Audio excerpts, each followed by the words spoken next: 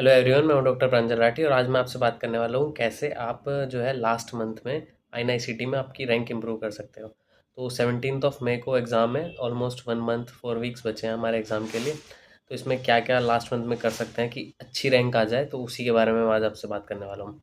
तो देखो, सबसे पहले बता दूँ ये महीना मतलब जो है क्यों मैटर करता है, क्यों लास्ट मंथ मैटर करता है। देखो, जो आखिरी के 30 डेज़ होते हैं ये मेक और ब्रेक होता है, ठीक है। इसमें आपकी रैंक बहुत अच्छी भी आ सकती है और इसी मंथ में आपकी रैंक मतलब बहुत कम भी आ सकती है, ठीक है। तो स्मार्ट रिवीजन स्ट्रेटेजी हम अपनाएंगे रैंडम स्टडी के अलावा, ठीक है। ऐसे नहीं करना है कि कुछ भी उठा के पढ़ लिया। एक स्मार्ट स्ट्रेटेजी बना रहे हैं हम 1 महीने के लिए कि आपकी रैंक अच्छी आ जाए, तो उसी पे बात करने वाले हैं। देखो, हम सबको पता है कि INICT जो है वो कॉन्सेप्ट बेस्ड है और PYQ फोकस रहता है। तो इन्हीं दो चीज़ों को लेके हम अपनी जो है अगले 4 वीक्स को प्लान करने वाले हैं। कैसे कॉन्सेप्ट्स को करना है और कैसे PYQ पे फोकस रहते हुए लास्ट मंथ को यूटिलाइज करना अच्छे से, ताकि अच्छे से अच्छी हमारी INICT में रैंक आ सके। तो ये मैंने एक जो है 4 वीक की मास्टर स्ट्रेटेजी बनाई है, जो मुझे लगता है कि अच्छी होने वाली है अगर आपकी अच्छे से तैयारी है तो। देखो, अगर आप ज़ीरो से शुरू कर रहे हो या आपको मतलब ऐसे अच्छे से पढ़ाई नहीं हुई है और आप सोच रहे हो कि 1 महीने में INICT क्रैक हो जाएगा, तो ये तो मतलब क्लोज टू इम्पॉसिबल है। ऐसा तो नहीं हो सकता, क्योंकि INICT एग्ज़ाम इतना कॉन्सेप्चुअल आता है कि उसको अच्छे से जब तैयारी कर रहे होते हैं ना, तभी वो क्रैक हो पाता है, ऐसे रैंडमली नहीं हो पाएगा। तो फिर वही एक बार ये देख लेते हैं 4 वीक की स्ट्रेटेजी मैंने क्या बनाई है। देखो, फर्स्ट वीक में आपको रैपिडली रिवाइज करना है, ठीक है, शॉर्ट सब्जेक्ट्स को, और डेली एक क्लिनिकल सब्जेक्ट को। मुझे पता है बहुत हार्ड है कि ये क्लिनिकल सब्जेक्ट के साथ आप शॉर्ट सब्जेक्ट भी कर लो, लेकिन कोशिश कर सकते हैं। मतलब फास्ट रिवाइज करना है और ये तभी हो पाएगा अगर आपने पहले से पढ़ा हुआ है। अगर आपने पहले से नहीं पढ़ा हुआ है तो ये नहीं हो पाएगा। नेक्स्ट वीक पे आता है हमारा वीक 2। इसमें हमें क्या करना है, PYQs करना है, कॉन्सेप्ट्स का रिवीजन करना है और सोल्व करने हैं INICT के PYQs। INICT के ही करने हैं, नीट के आपको नहीं करने हैं। INICT के लिए आप INICT के PYQs पे ही फोकस करो लास्ट 3 to 4 ईयर्स के। देखो, 3 to 4 ईयर्स में आपके 6 to 8 एग्जाम पेपर्स हो जाएंगे, क्योंकि हर साल 2 एग्ज़ाम होता है। तो 6 to 8 INICT के एग्ज़ाम करना बहुत अच्छा है, मतलब आपके लिए। अगर आपने पहले से किए हुए हैं तो आप इजीली 1 वीक में भी कर पाओगे।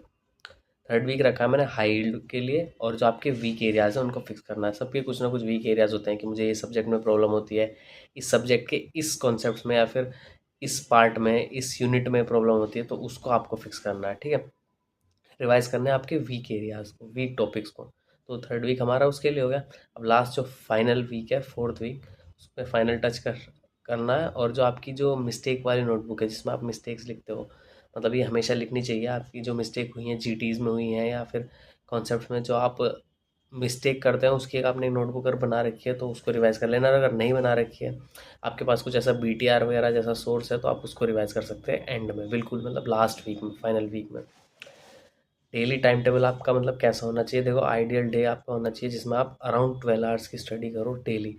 लास्ट मंथ में 12 hours, 10 to 12 hours, 10 to 14 hours, ये एकदम मतलब ऐसे पेयर मिनिमम है, ठीक है। इतना तो आपको करना ही है, ठीक है। 4 आवर्स मैंने रखे हैं क्लिनिकल सब्जेक्ट के रिवीजन के लिए, 3 आवर्स रखे हैं शॉर्ट सब्जेक्ट्स के लिए। मतलब 3 आवर्स में आप थोड़ा क्लिनिकल का भी कर सकते हैं, लेकिन ये एक मतलब रफ आइडिया है, इसको आप अपने हिसाब से चेंज कर लेना। 2 आवर्स रखे हैं मैंने PYQ प्रैक्टिस के लिए, 2 आवर्स रखे हैं नोट्स या फिर रिकॉल के लिए, ठीक है, जो आपके मतलब रिवीजन करते हो या फिर जो रिकॉल पेपर्स हैं उनके लिए भी आप कर सकते हो, PYQ जैसे ही। 1 आवर रखा है आपके जो GT मिस्टेक्स या फिर जो डिस्कशन वगैरह आपने अगर किए हैं उसको रिवाइज करने के लिए। तो ऐसे आपके अराउंड 12 आवर्स ही हो जाएंगे। इस तरह से आपका एक मतलब आइडियल डे होना चाहिए। इसमें कुछ चेंजेस आप अपने अकॉर्डिंग, अपने सिलेबस के अकॉर्डिंग, अपने वीक एरियाज़ के अकॉर्डिंग कर सकते हैं। अब एक बार मैं बता देता हूँ PYQs को कैसे अप्रोच करना है INICT के लिए। नीट के लिए कैसे करना है उसके लिए मैंने अलग वीडियो बनाई हुई है, बट INICT में PYQ का अलग ही इंपॉर्टेंस है, ठीक है। तो उसके बारे में बता दूँ। देखो, INICT जो है ना स्पेसिफिकली मतलब PYQs पे काफ़ी फोकस रहता है, ठीक है। तो आपको जो है 2020 से 24, ये मैंने बोला ना 4 ईयर्स के ऑलमोस्ट आपको जो है PYQs कर लेने हैं, ठीक है। और आंसर जस्ट मार्क नहीं कर देना है कि इसका ये आंसर हो गया, मार्क कर दिया बस। आपको समझना है कि आंसर इसका क्यों हुआ है, ठीक है, मतलब अंडरस्टैंड वाई, ये इसका आंसर क्यों है, थोड़ा कॉन्सेप्ट में जाना है उसके, ठीक है। और उसके अलावा जो हाईलाइटेड रिपीट पैटर्न्स है, मतलब जो वन लाइनर्स और इंटीग्रेटेड क्वेश्चन है, उसको आपको देखना है। मतलब वो वन लाइनर्स बहुत सारे आते हैं INICT में, ठीक है। कॉन्सेप्चुअल भी क्वेश्चन आते हैं, बड़े भी आते हैं, लेकिन वन लाइनर्स भी बहुत आते हैं। तो इन सबको आपको अच्छे से याद करके चलना है, ठीक है। एक सेपरेट PYQ नोट्स की आप अगर कॉपी बना सकते हो तो बहुत अच्छा है। अगर अब तक आपने नहीं बनाई है तो अब तो बनाना मतलब इतना ज़्यादा सही नहीं रहेगा। पहले से अगर बनाई हुई है तो उसको रिवाइज़ करना होगा, अल्ट्रा फास्ट रिवीजन होगा आपका PYQs के लिए। हाई सब्जेक्ट्स को आपको प्रायोरिटाइज़ करना है। देखो मेडिसिन का ऐसे शॉर्ट रिवीजन करना है, लेकिन कॉन्सेप्ट बेस करना है, क्योंकि मेडिसिन इतना बड़ा सब्जेक्ट है कि आप इतनी कम टाइम में उसको नहीं कर पाओगे, इतने कम टाइम में, ठीक है। तो उसमें जो है कॉन्सेप्ट बेस्ड क्वेश्चंस पे ही जो है आपको फोकस रखना है। अब फार्मा का अगर मैं आपको बताऊं तो उसमें drug of choice, side effects, ये सब आता है, ठीक है।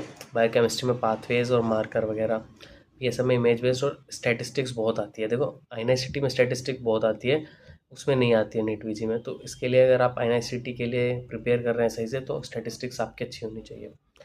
उसके अलावा पैथोलॉजी में तो कोर कॉन्सेप्ट्स पूछता है, तो अगर आपके कॉन्सेप्ट अच्छे हैं तो ही पैथो के क्वेश्चन आप सही से कर पाओगे इसमें। रेडियो एनेस्थीसिया वगैरह ये शॉर्ट सब्जेक्ट भी काफ़ी फेवरेट है एनआईसीटी के। इसमें कोई ऐसा पर्टिकुलर नहीं बता सकता हूँ मैं कि ये वाला टॉपिक कर लो या ये। शॉर्ट सब्जेक्ट तो आपको पूरे पूरे सही से करने पड़ेंगे। ये लास्ट वीक की स्ट्रेटेजी बता रहा हूँ, इसमें क्या करना है, लास्ट 7 डेज़ में एकदम फ्लैश रिवीजन करना है आपका पीवाईक्यू नोट्स का, शॉर्ट सब्जेक्ट्स का, इमेज बेस्ड क्वेश्चंस का। इमेज बेस्ड जो क्वेश्चंस होते हैं वो ऐप्स वगैरह में आप टैग लगा के कर सकते हो या वैसे भी कर सकते हो। उसके अलावा नया रिसोर्स तो आपको करना ही नहीं है। लास्ट वीक क्या हो तो अभी लास्ट मंथ में भी नहीं करना है। ये लास्ट मंथ पूरा जो है आपको ऐसे रिवीजन की तरह ही देना है, इसमें कुछ नया रिसोर्स करके आप कुछ नहीं कर पाओगे, तो इसका ध्यान रखना है। इसके अलावा प्रैक्टिस करने आपको जो है एमसीक्यू ऐप से, टेलीग्राम पे जो रिकॉल ग्रुप्स होते हैं उससे कर लेना, और सही से सोना है, काम रहना है, और आपकी प्रिपरेशन पे ट्रस्ट करना है। ये चीज़ मैं हमेशा कहता हूँ। आप थोड़ा अपने अपने ऊपर भरोसा रखोगे तभी जो है मतलब हो पाएगा सिलेक्शन आपका, ठीक है। ये कुछ फाइनल टिप्स हैं।